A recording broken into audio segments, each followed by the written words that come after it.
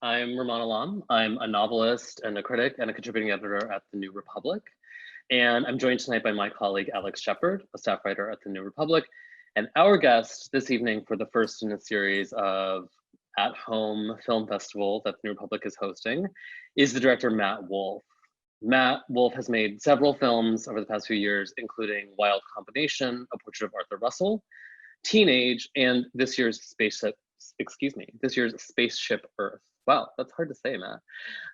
Tonight, we're going to discuss Matt's 2019 film, Recorder, the Marion Stokes Project. We will be taking your questions tonight, so you can drop them in the Q&A box at the bottom of your screen. There's a little cute Q&A cartoon that most of us are conversant in Zoom, so we know how to do that now. So if you have questions, please drop them in and we will try and put them to Matt. I think before we start, I'm just going to do a bit of recap for those who haven't had the opportunity to watch the movie yet, or maybe it'll just be good to remind Matt about what his film is actually about. Marion Stokes was born in 1929 in Philadelphia. She had an unstable early life. She was placed for adoption and raised by a patchwork of families. She became a librarian, she was an activist, she was a communist, and her activism led her into broadcasting, where she worked on a public affairs program on a local Philadelphia station. The Iran hostage crisis, which Recorder persuasively argues gave rise to the 24-hour news and entertainment cycle, galvanized something in Marion Stokes, and she began recording how the news told that story. Then she began recording everything that the television had to show her. Marion Stokes died in 2012, leaving behind an astonishing physical archive of hundreds of thousands of video cassettes. Recorder tells the story of her life, but it also tells the story of the project to which it was dedicated. Matt, do you feel like that is a fair snapshot of what this movie is about? Perfect. It's 70,000 tapes, thank Okay, so God. not hundreds of thousands. Hundreds of thousands of hours, but 70,000. We had to index all of them, so thank God it's not hundreds of thousands of tapes. God, that's really remarkable. I mean, as I was watching the movie, the first question that really arose for me is, how did Marion Stokes come to your attention? And what was it about the story of Marion Stokes that triggered your instinct that says, okay, I'm gonna make a movie about this? Yeah, I mean, I make films primarily with archival footage, so I'm always looking for unique and untapped archives. And Fast Company did a blog post about Marion Stokes when her collection was acquired by the Internet Archive. And I read the article and I was intrigued about this archive that basically could contain anything and everything. And so I reached out to her son through a mutual contact and I went to visit him. And when I arrived, I showed up at one of the fanciest apartment buildings in Philadelphia's Rittenhouse Square, which was a surprise to me. And I went upstairs to Marion's former apartment and there were dozens and dozens of Macintosh computers, vintage computers in their original boxing. So that was obviously surprising to me as well. And so Michael and Marion's personal assistant, Frank, and I went out to have lunch at the restaurant where Marion would have her daily martini. And, as we were talking, Frank and Michael became emotional and started to cry. And it became clear that this wasn't just an opportunity to make a film with the kind of unprecedented archive. It was an emotionally intense family story. And I became interested in kind of interweaving the two things. And I think when I'm looking for a film subject, I'm often drawn towards these outsider or unknown subjects, and they become vectors to tell a much bigger cultural history or story. And so that was certainly the case for this film. And in a lot of ways, Marion remains a mystery, and the film became a mystery to try to uncover aspects of her life and her politics and to find coherence and vision behind this monumental and maddening project that she pursued through her life.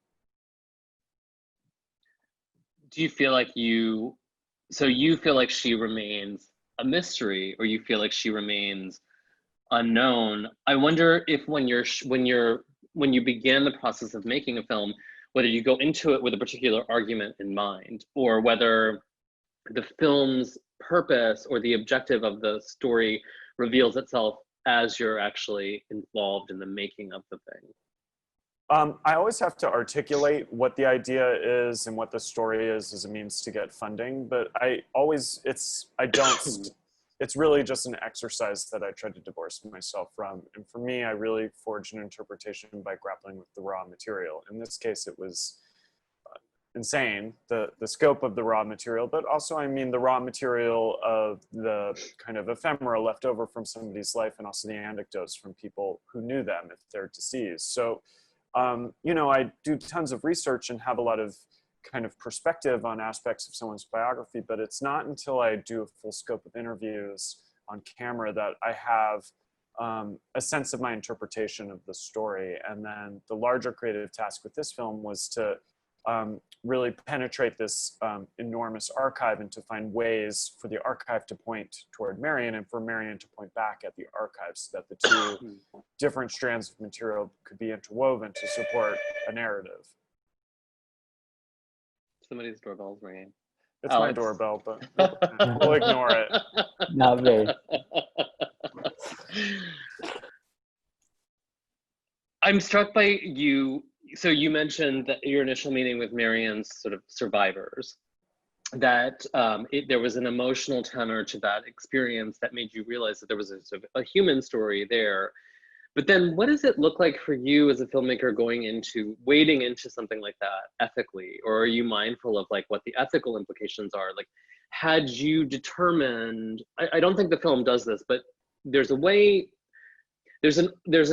in which you could understand a filmmaker taking this raw material and arguing that this woman, with her obsessive desire to record the media, was paranoid, was mad, was ill, that there was something wrong with her. And you can certainly imagine that interpretation of these facts. And that I would imagine, have been a real affront to the people guarding her estate and sort of upholding her legacy. Her son worked very hard to get this physical archive placed within an institution. So when you're making a movie, like, I guess what I'm asking you is it ethical to be a filmmaker? I do think it is.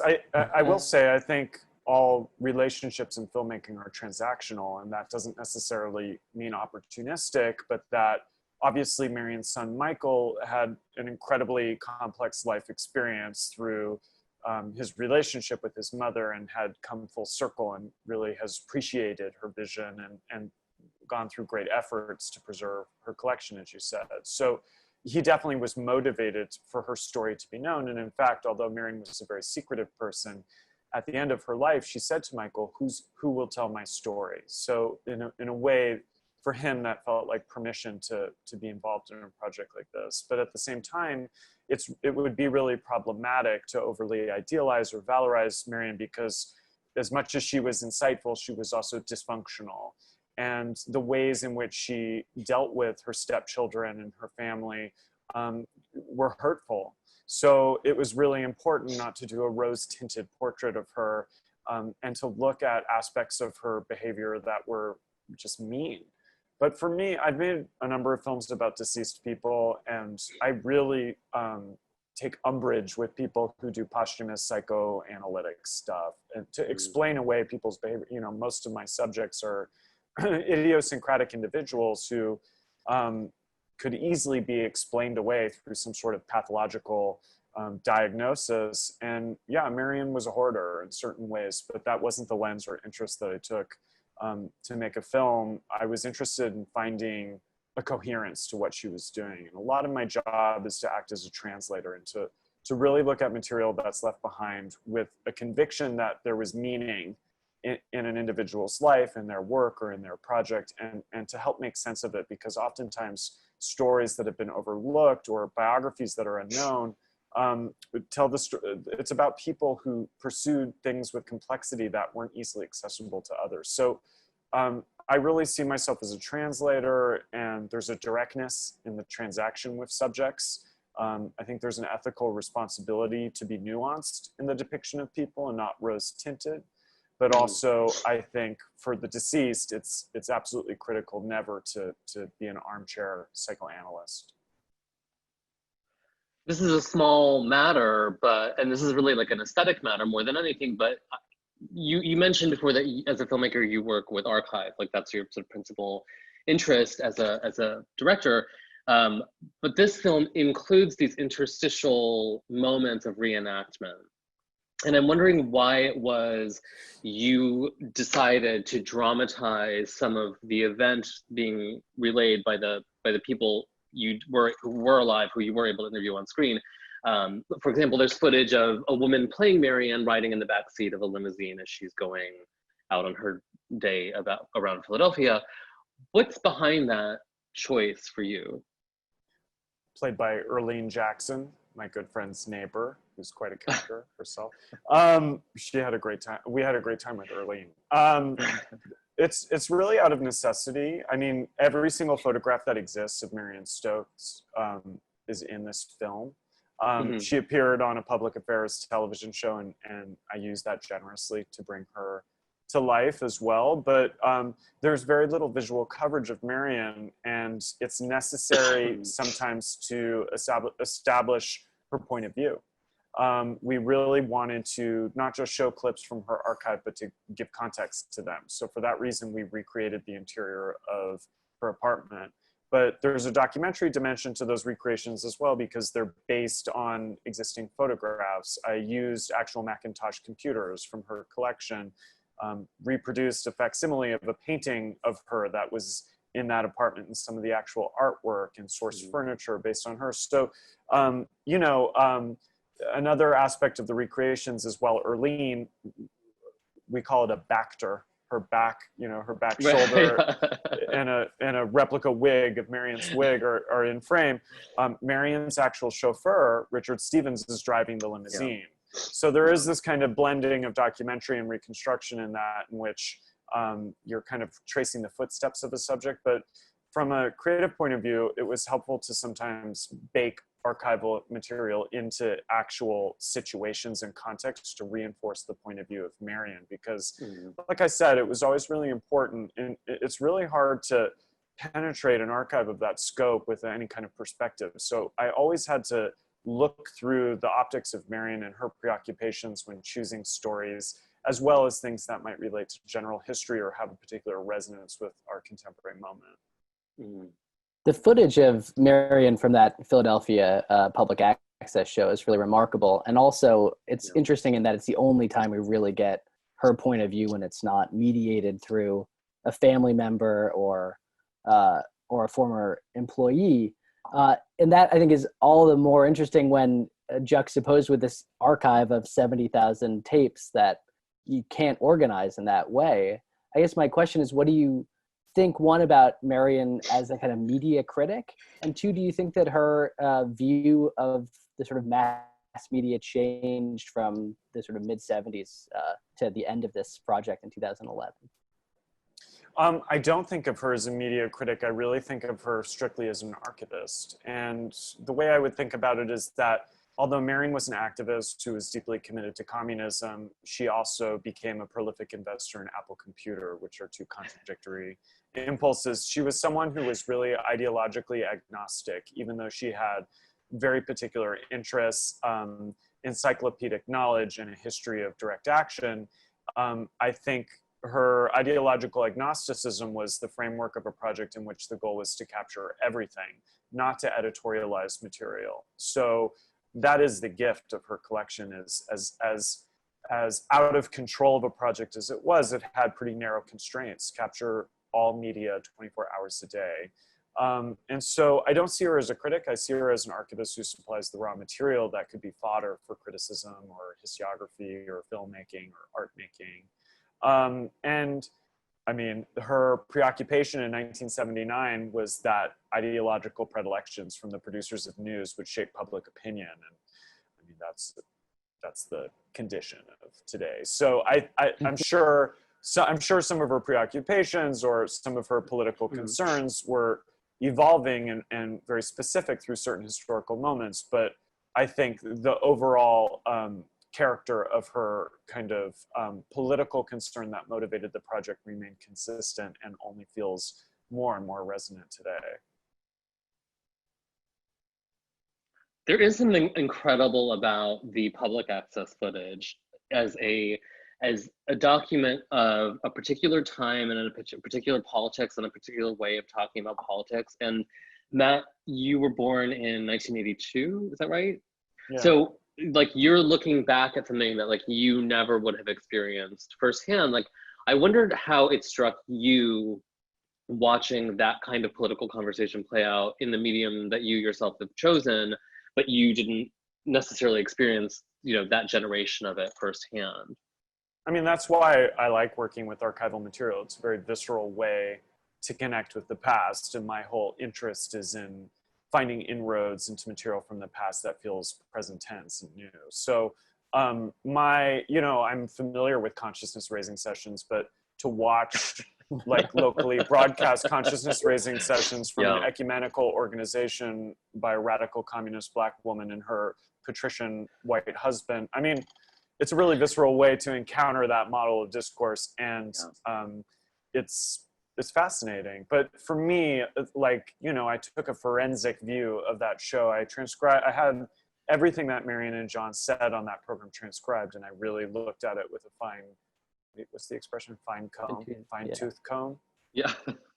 I wouldn't know anything about combs personally. I looked at it closely to try to get clues as to what her politics were, what her point of view was, to trace the evolving romance between them and to find like overlap in ideas. But yeah, it's a fascinating document of a different kind of discourse from a time in which television was more kind of populist, democratic medium. It was even before public access. It was a mandate to have local public interest programming. It's incredible to watch this arc throughout the film. I mean, I could have just watched the cuts of cable news footage for hours probably. But you know, this particular arc from 79 to 2011, I think really also captures this incredible transformation in mass communication. On the one hand, you get cable news becoming more and more deranged in many ways, and yet we're sort of moving towards the world that we live in now, the sort of where things are more mediated. It would be impossible to do this kind of project, you know, post 2011. I think you're already seeing people run into trouble archiving things like Twitter. But I was just curious, as an archivist and a filmmaker, what it was like to go through this footage and see the evolution of mass media in this kind of perfectly contained way. Well, for every film has a different process. Like this, I had 700 hours of material from the archive, which is a normal scope for me. But this, because it was so wide-ranging, there was an elaborate process to index the entire collection of Marion's tapes. And it, through a crowdsourced process, created a Google spreadsheet with 70,000 entries, specifying different metadata that she wrote on the spines of the tapes that we transcribed. And I used Wikipedia, which has a summary of every single year, to just choose dates that sounded interesting, everything from the collapse of the Berlin Wall to the collapse of the Miss America stage. I was interested in both the kind of bizarre and the historical, and you know, the marginal and the mainstream. And so an archivist I work with identified the tape, and we had to get someone at the Internet Archive to get a forklift, to get the pallet, to find the box with the tape, and we would digitize that. But Marion recorded an extended play, so these tapes were 6 to 8 hours long. And so what I would do is I would scrub through the tapes at 10 times speed, hitting a marker, anytime something was interesting to me. And often the things I wasn't looking for were the things that were often the most interesting. But it was a kind of accelerated process of simulating the passage of time, which I've come to realize more and more is one of my main intellectual creative interests, is simulating the passage of time. And I had that experience in a very unusual way, but I would say my relationship to watching the evolution of television was an aesthetic one. It was really, to me, the most interesting stuff wasn't the content, or wasn't a kind of media criticism, looking at the style of reporting. From my point of view, that those conventions have remained pretty stable. I mean, obviously, cable news, it became ideological, but that the tropes of news didn't hugely evolve for the bulk of the recording period in Marion's collection, but that the aesthetics of fashion, hairstyle, graphics, you know, field productions. Like, it's just, they're incredible artifacts of different times. And so it, as I said before, it's always very visceral to get a sense of time and place through documents, and the diversity of material, whether it was advertising, public, local interest, human interest stories, or, you know, historical events, whether it was the graphics used behind newscasters, or, you know, the logos. I mean, it's just such a kind of index of idioms and styles and conventions of different periods. So it's really interesting to watch it at 10 times speed. That was one of my favorite moments, actually. Is I think I wish I could remember the word now, but there's in some of the archival reporting around the hostage crisis, you see sort of the beginning of the crisis, and then at one moment towards the end, near the resolution, when they were freed, there's like a title card, and there's a word, and it's like morphing around, and it's like Iran hostages, and it's really funny and very I know the shot. I forget the words. Yeah. But it really seems to presage what we have now, where it's like the breaking news, and then the running text, and this graphic, and you know.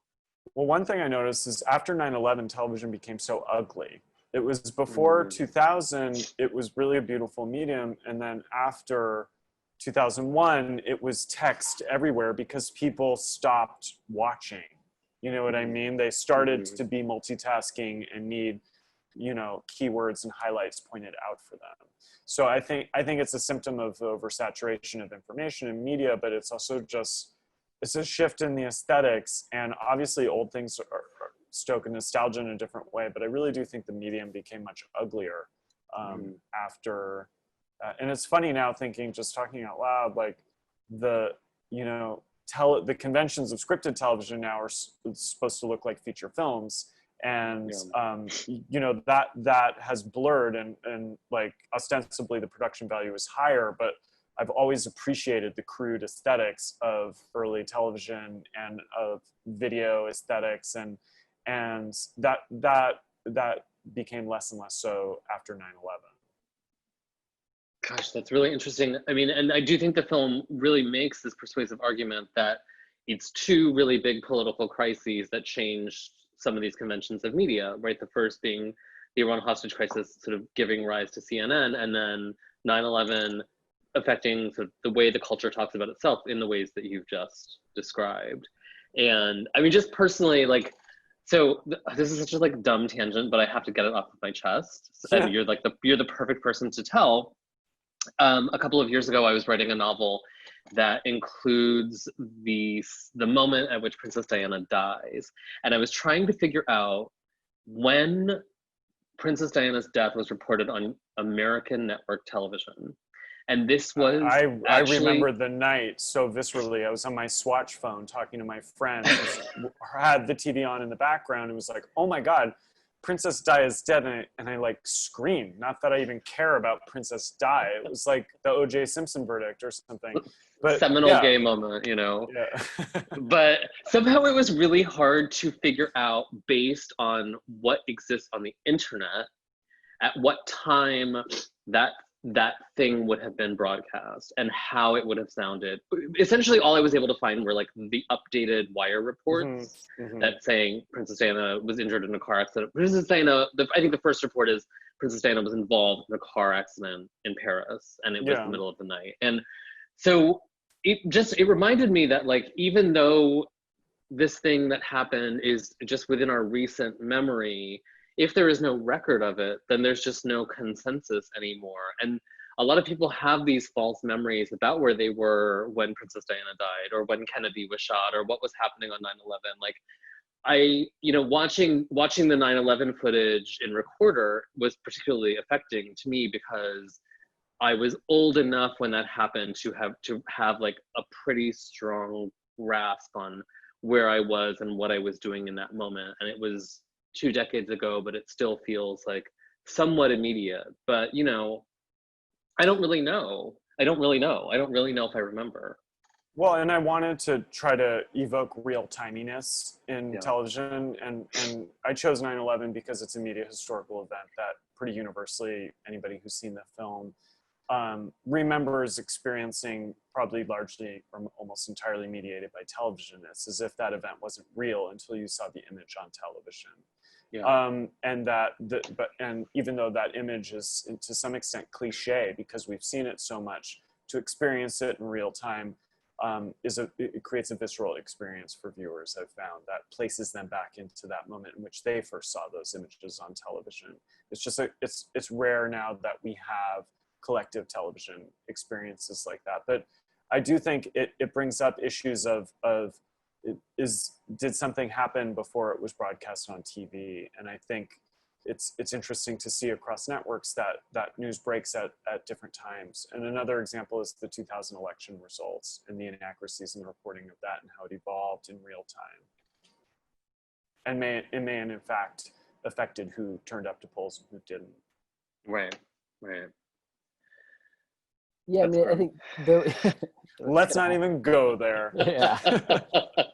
Gonna try not to ask any Yeah. questions about contemporary. I don't events. want to say his name. I don't want to talk about him. I wrote one question and then crossed it out. Yeah. But that is one of the things that I thought was most powerful about the film is, almost all writing about television, particularly in the early days, presumes this kind of passivity that we're like just, this information is just flooding over us as consumers. And I think the footage that you pull, but also the case that is made for Marion's vision in the film is this idea of this being a very active connection, that an engaged populace can take the information that they're receiving and do something about it, that it's not just sort of ideological people in charge of these news stations who are driving things, but that consumers can have some sort of involvement as well. And the footage that you pull from 9/11, things like that, or Sandy Hook's another great example, as with Rumaan, reminded me of these moments where I was very much not a passive consumer of the news. And I was just wondering if that was something that stood out to you, or if, the danger, as with Marion sitting in front of the TV, is that these images are just flooding over you as you're trying to piece through them. Well, I do think the images are flooding. I do think Marion valued and wished for democratization of the media, and that was part of her interest in Apple Computer. She felt that technology would allow people to create their own media and therefore be less passive in their consumption of mass media.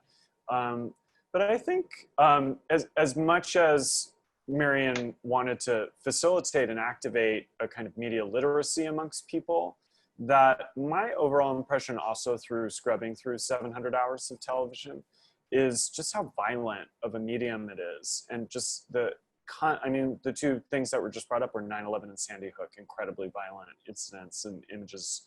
You don't even necessarily see the images of violence, but they're evoked. And, as I said, I'm not interested in pathologizing Marion, but it struck me of how kind of traumatic it might be to really take in the cascade of violence that is part of everyday life as seen on television, both fictionalized and real. It's an incredibly violent medium, but there's a selection of a clip from Marion's talk show. She had 3 episodes called Violence for Breakfast, part 1, 2, and 3. And she speaks very eloquently about violence. And I think it speaks to our moment now too, is that she wasn't just preoccupied by violence as represented on television, but she was preoccupied by the violence of television as an apparatus, and how it possesses the kind of structural violence that underpins society as well. So even though to some extent I worry that she may have been traumatized by taking in so much violence, I think on a critical level, she was also very cognizant of the violence of the apparatus itself. One of the most striking things that I think is said by one of the people who worked for her was that she was very conscious of the ways in which news, once it became 24 hours, it has to make new news all the time. And I think that there are ways in which this is whimsical.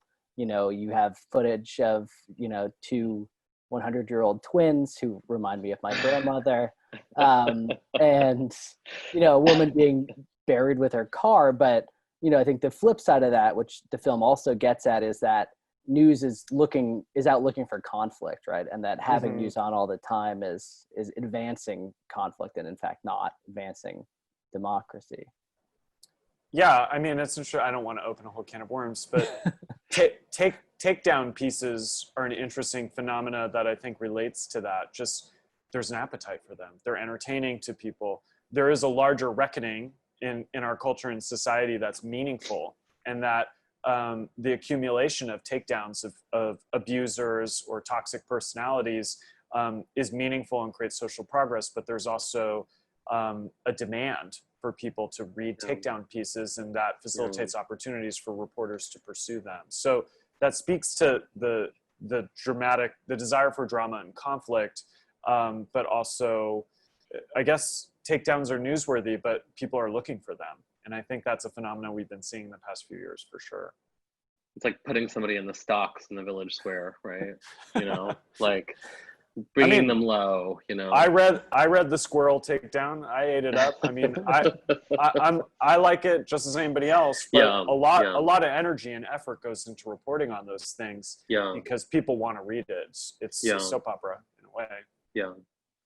I wonder if you feel, I mean, as just like a human living in the 21st century, as well as a filmmaker working with this medium, I wonder if you felt like you learned anything. I mean, you described the medium as inherently violent, which I understand what you mean just in terms of its aesthetics and its hold on people. But I wonder if you feel that you had any takeaway or any kind of lesson in how to, you know, how to manage that effect on your own psyche. Not to watch it.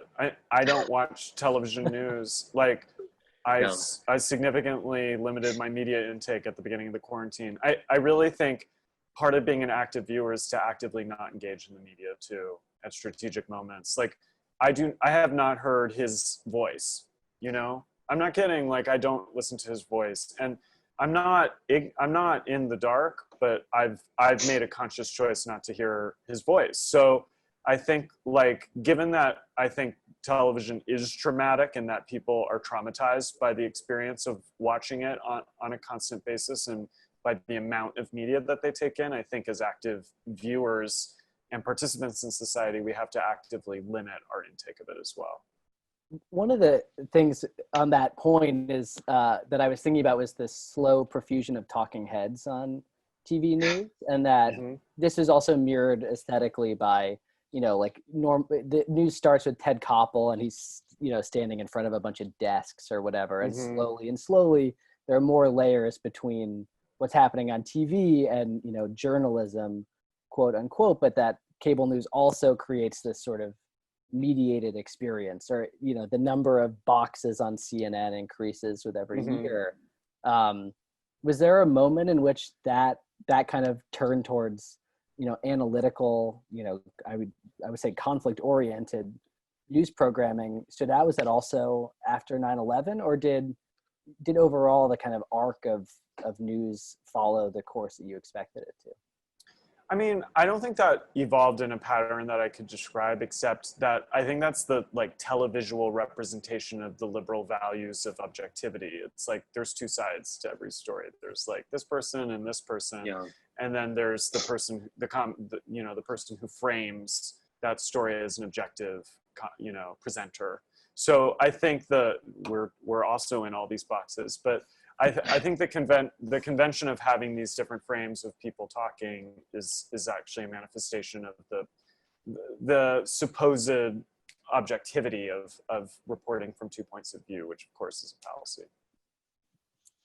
Yeah. So Matt, I wonder if there was anything else as you were taking in these hundreds of hours. Was there must have been other things that you were like, well, I could make a whole film just about this. Like, well, and also when I chose stuff, I indulged things that I'm just curious about and had to restrain myself from using things that are about me and not about Marion. But like, I'm interested. I wanted to see the depiction of AIDS from beginning to present on television. So I tracked a lot of AIDS related stories. I didn't include them, but it's really interesting. You know, I would have tried to track homosexuality and gayness as represented on news kind of linearly. those are just like some of my intellectual interests that I would have pursued. But yeah, but in general, when I make a film, people always ask like, what was a good thing you didn't include? And I'm very not precious and do not remember. I really don't remember. As soon as the film's done, it's like I never got rid of anything. It just shot into my head, but in the 9/11 sequence, there's this incredible moment where I think Ted Koppel is there's a commercial for the Nightline special that week, which is about the war in the Congo and the 2.5 million dead. Yeah. And Koppel says this thing where he's like, we're sorry we haven't brought this to you before now. This is the biggest story in the world. It's 2.5 million dead people. And then nobody would ever hear that story because 9/11 happened. Yeah, it's really it's fascinating. I find that fascinating too. It's just with the AIDS conversation, it stood out because you're like, well, what the hell were you doing? Like you got 24 hours, you got all these networks, and yet that. Well, the appetite is to hear about 9/11 for 3 years. You know, so I think I do think that the production of news follows the interest of the viewers. It's not that there's just a plethora of space in which everything can be covered. It's more that there's more time to show people what they want to see. Yeah. God. Well, I just want to remind everybody that we are able to take your questions. If you have any more questions, please drop them into the Q&A graphic at the bottom of the screen. There was so much in here that I you just said that you're sort of merciless and you forget the fancies that pass, they pass, and you don't want to chase them down. But there was so much in here. And now I feel indicted by your saying that people want to hear about 9/11 for 3 years, because it's well, then am I just a nostalgist that seeing Sinead O'Connor in particular, I think that was a really well chosen moment because it was a hugely galvanizing moment in the culture. I was in Catholic school at the time, so it's a big deal. Oh, wow. But also Sinead O'Connor, much like Marion Stokes, has kind of since been vindicated. At the time it was oh, she's a crazy person. She doesn't know what she's talking about. She wants attention or whatever. But in fact, much of what O'Connor was talking about, which is sort of the papacy reflecting the churches, being a sort of symbol of the church's abuse, world over, well, she wasn't really wrong, and Marion Stokes arguing that news carries this ideological perspective and making that into her passion to the point of to the point that it's sort of uncomfortable for people. But Marion also was not really wrong. And also they're both crazy women. I mean, it's kind of that's how we discount the perspectives of, as you said, prophetic people, or was that when we were here or before? But I think when women have unconventional ideas that might be prescient or ahead of their time, they're often called crazy, And both Sinead O'Connor and Marion Stokes, this is a comparison I've never thought of. There is a certain psychological instability to both of them, but also a kind of a visionary aspect too, and a level of risk taking that created social alienation that we can appreciate now with some distance. Yeah. I also think that it's probably important to talk about the fact that Marion was Black, and that as a Black woman in particular, even you can tell even in the way she carries herself in those conversations on this sort of public affairs show, that she's somebody, she was obviously a fiercely intelligent person and was very conscious of her own intelligence, and also at the same time conscious that nobody else would have believed that she knew what she was talking about. It just feels very layered, and it all feels like a function of her being a Black woman. And it was really striking to me, and I was saying earlier that I would 100% watch a fictionalized biopic of this particular figure, because it just feels like if you are a really if you're an iconoclastic Black woman with your own mind and your own politics, and then in the end you're said to have acted crazy, well, you're functioning in a society that was designed to drive you crazy. And so I just felt a lot of Well, you know? and part of my attraction to Marion is I see her as radical, but not because she was a radical communist. She pursued a project completely outside of established institutions that no established institution would ever commit the resources to doing or believe there was value in. She had the insight that this material was valuable and it was being discarded, but she pursued it outside of institutions because she also was a Black woman who never would have been empowered within them anyways.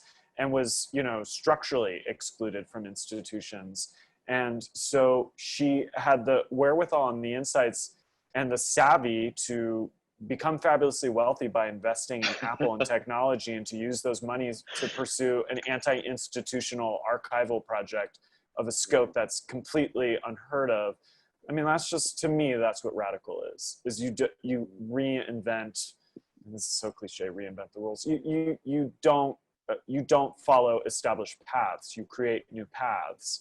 You envision things that don't exist, and you find a different model of doing it. And I think a lot of that had to do with her being a Black woman, particularly a Black woman of a certain generation who was just explicitly excluded from established institutions. Yeah.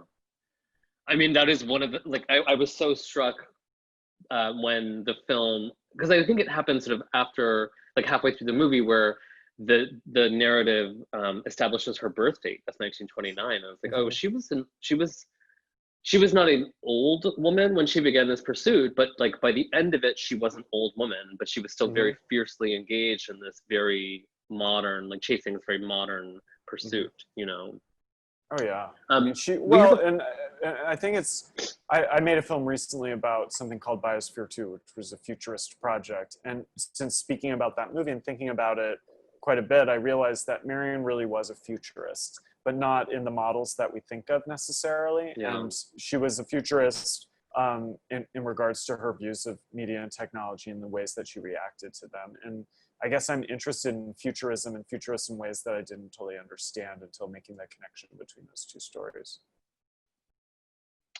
We have a question from the audience, which is someone is wondering if you knew whether Marion had interest in seeing how the digital age affected news coverage and the reception and digestion of news. Marion didn't use the internet because she was concerned that the internet would be used for surveillance. So there was a paranoid and completely accurate assessment of the internet. So yeah, she didn't use the internet. She wasn't interested in it, and she was completely suspicious of it as being this espionage tool, which it is. But yeah, I mean, in a lot of ways, her project was becoming outmoded, not just the format, but also with the proliferation of news. But I should say, the Internet Archive, which took on Marion's collection, has been capturing television news on all networks, including international outlets, through automated digital processes for a while now, and are indexing that stuff. So they are very much spiritually aligned in terms of her vision and what they do. So she wasn't operating totally in a bubble. Other people had those insights, and the tools became accessible to do that digitally. But that was not her process. I know the film I wonder if you could talk a little bit, or if you could shed some light on the process by which her son actually got the archive into the hands of the Internet Archive. If you know what institutions turned it down, or what that conversation looked like. I mean, the Vanderbilt Television Archive is a significant television archive at Vanderbilt University, and it has recordings of nightly news broadcasts from the main networks from way earlier than her taping period, but it doesn't have the full flow of television from all these different networks, including the commercials and local news and public interest programming and sitcoms and whatnot. So institutions can't take on 70,000 tapes and deal with them in a conventional way. The Internet Archive is like a pirate library, basically. Their goal, talk about futurists, their goal is to digitize all existing media and to make it available forever for free. So, it's not like an established institution who would not acquire that volume of material on a rotting medium, you know? Yeah. Here's a question that I think is actually really an interesting one. and you may or may not have any insight into it, but how did Marion sort of survive a childhood that is described as being quite difficult? She was a foster child, or she was sort of bounced around. But then she became a librarian. Do you know what that trajectory of her early life looks like? I don't, and it's really interesting. And Michael doesn't really know either, because my sense was always that she's an autodidact. Is that the term? Yeah. But that she obviously had to go to professional school to be a librarian. Yeah. So I don't know what her educational history is. I don't even know can you go to library school without other higher education? I don't know, but I assume, she clearly was someone who taught herself everything, but I assume she had professional training. So the film, you talk to her health aide and her chauffeur and this guy who was sort of like a all-around assistant / almost son figure. And one of the viewers is wondering, like, they seemed extremely loyal to Marion, and were they willing to participate in the film, and did they establish preconditions before speaking to you? No, they had, I think when people encounter such an unusual personality that shapes their life, they want to talk about it. And I think they believed in her and cared for her and wanted to share that story. I don't do preconditions. I mean, sometimes in terms of using material, there are preconditions of somebody approving the use of materials. But in terms of like what the story is you're going to tell, like, people don't get to sign off on that. To dictate that to you? Yeah. They're such a charming group of people, partly. Unbelievable. But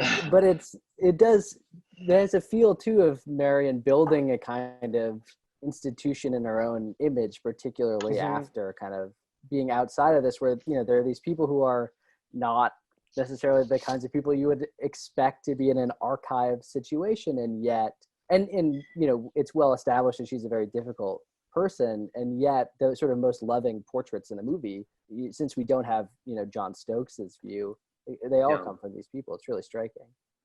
Yeah, it's like the British chauffeur straight out of Central Casting, but it was a surrogate family.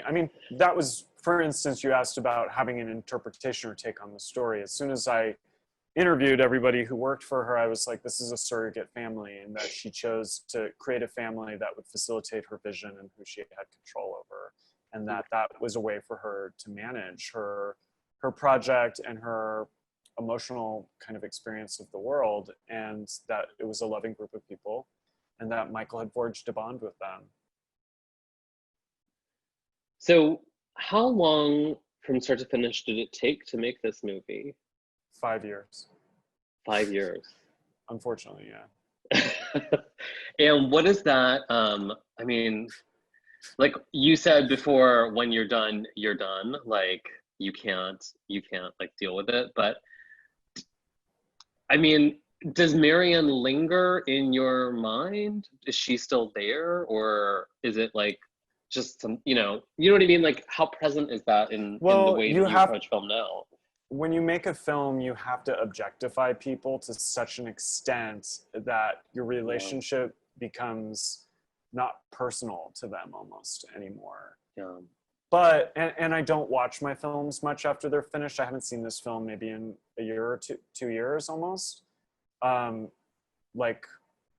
so it's something I said when I was really young before I had made a film is I want to take cultural material I like and make it into a life experience. Like, I want this record I love about Arthur Russell to become like part of my life experience through a set of relationships and things. And when I hear I made a film about this musician, Arthur Russell, in 2008. When I hear his music, I don't want to engage. It represents a different time in my life, even though it's part of who I am.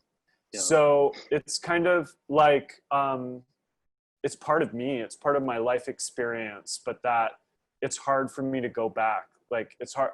I wouldn't watch this film for a while, probably. Yeah. But yeah.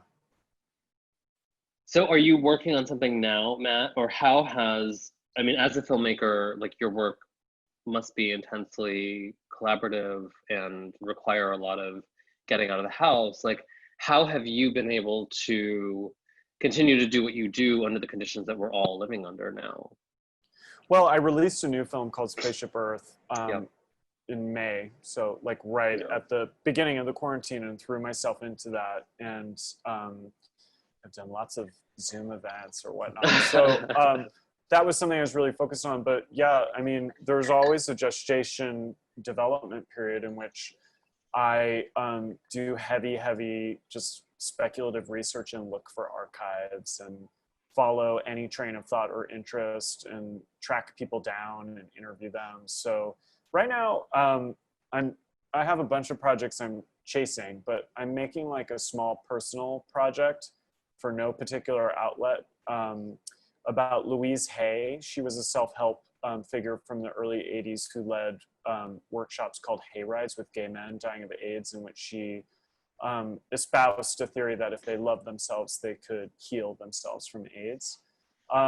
So I'm making this film just with all archival VHS tapes of the self-help group that I found. So that's something I'm making for $500 by myself right now. But yeah, but more ambitious, bigger projects are brewing. But for me, I have to, I call it story hunting. I'm sure there's some journalists in the room too, and it's similar. It's just, for me, it's like entering a long-term relationship. So it's a kind of dating process. Yeah. Is there a particular interest in obsessive individuals? I was thinking about Arthur Russell recording 40 versions of the same song while watching this movie. I never thought to think about Arthur Russell, and then suddenly it hit me. Yeah, there's a connection there. I don't think I'm particularly interested in obsessive individuals, but I am interested in people who were driven and I guess obsessive, and who pursued projects that didn't make sense to people. And I like to come in and help. You know what I mean? Like, I like to try to make. Arthur Russell is a musician who works between disco and avant-garde, new classical music, and cello and folk and all this stuff. And he had all these different monikers. Like, he set it up so no one would know that one artist did all these things. So I like to help. I like to put it into context and to show how coherent complex people's ideas and visions are. And I'm interested in reappraising people. So if you're engaged in a process or a project of reappraisal, you're often dealing with people who were a bit messy, or whose work doesn't totally make sense. And that obsessives fit into that category. But it seems like your interest in reappraisal, I mean, you mentioned earlier sort of like the audience desire for the takedown, right? Like there's a desire for justice in narrative, like just, being delivered to a bad person, but your interest is actually in sort of like validating or helping complete the project, right? Certainly with Marion Stokes, it's like your film sort of completes the project that Marion was involved in. Well, it's interesting because I'm part of a group that started watching Shoah at the beginning of the quarantine. We're called Beyond Shoah, and we watched long-form alternative history documentaries. I watched Eyes on the Prize, the seminal civil rights thing, which was fascinating to see 3 weeks before the protests. But also, we just watched this Leni Riefenstahl 3-hour documentary. It's just like gravitating back to the Holocaust. But basically, like, and a big question came up is like, can you make a film where you truly hate the central subject and completely take them down? Because it's such a collaborative and intimate process to make a film about an individual and to utilize their primary materials and to engage those who knew them. And this film about Leni Riefenstahl is a complex example of that. And I'd love to see films that are effective takedowns of individuals, because it's easier to do that in an article or even in a book, but it's very different to do it in a film. So it's, I come to most of my subjects pretty affectionately, but with enough critical distance to look at their flaws in a lot of detail. Yeah. I mean, it was one thing that stood out to me as a work of journalism, this film, is just how clear-eyed it is about Marion, about her her flaws, which I think the film gets into in detail, but without, I guess, judgment is the right word, right? Which I think is a challenge to do, particularly when you're making a film about a medium that is almost entirely about judgment, while also presenting itself as being objective. Anyway. Yeah, and it's like people are so invested in having an opinion. Like, I don't have an opinion about Marion or her project. I have an interest in it. And I'm looking within the project, within the biography, in the raw material of the film to follow my interest and to better understand it, to make meaning out of the project, out of the life's work, to form interpretations, to give emotional complexity to people who have been overlooked. It's like, but I don't have an opinion. And I feel like so often that's what being judgy is like having an opinion about a person. And I just like, yeah, my last film dealt with a group who's often been rebuked and called a cult. And I don't see them as a cult. I see them as complex, and there being a cult of personality that surrounds them. But that, like, I don't have an opinion about whether or not they were a cult. I wanted to explore power dynamics within the group, to reveal the cult of personality surrounding it, and to think about how it enabled and disrupted projects that they were pursuing. So I think as a filmmaker, it's really important not to be judgy. I don't think it serves the film. I think that it's just too much about the filmmaker, you know? Yeah. Yeah, and to your point, I think it would be exhausting to make a movie about someone you hated, like just emotionally. I was developing level, a movie. This is screwed up for me to say. I was making a movie about a radical atheist person who was known as the most hated woman in America. And as I was developing it recently in the beginning of the pandemic, I just started to really not like her and to really find her voice to be intolerable. And I was like, I can't make this film. I can't make a film without having some sort of kind of connection or even affection for the subject. Like, if I was making the Leni Riefenstahl documentary, I find her to be an intoxicating figure, however problematic she is as a Nazi sympathizer and kind of colonial spectator. She is a fascinating part of her later life. But I think if I were making a film about Leni Riefenstahl, it would be, I would have an incredible interest in her and be intoxicated by her to a certain extent, but with an extreme critical distance. So I think, you can't be annoyed by the subject either. Well, as you said, it took 5 years, so that would be a long time. It would be a long time to have to sit with that kind of friction. It's like getting into a long-term relationship with someone you hate. Like, why would you do that? Yeah, it seems crazy. Well, Matt, it was such a pleasure to hear you talk about this movie. Again, this movie is called Recorder, the Marion Stokes Project. I found it just absolutely riveting, such a fascinating watch, and especially resonant right now in this moment where we're sort of communicating. Everything we're doing is mitigated by screens. And so I think the movie is really insightful, not just about Marion's life, but about the sort of reality of contemporary life generally. And it's a beautiful work. And I'm so glad that you were here to talk to us about it. Thank you. I had fun. Thanks for including me.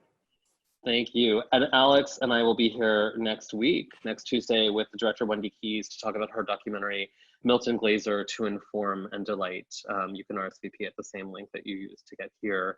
And I think we're done. Thank you both. It was really great to talk to both of you.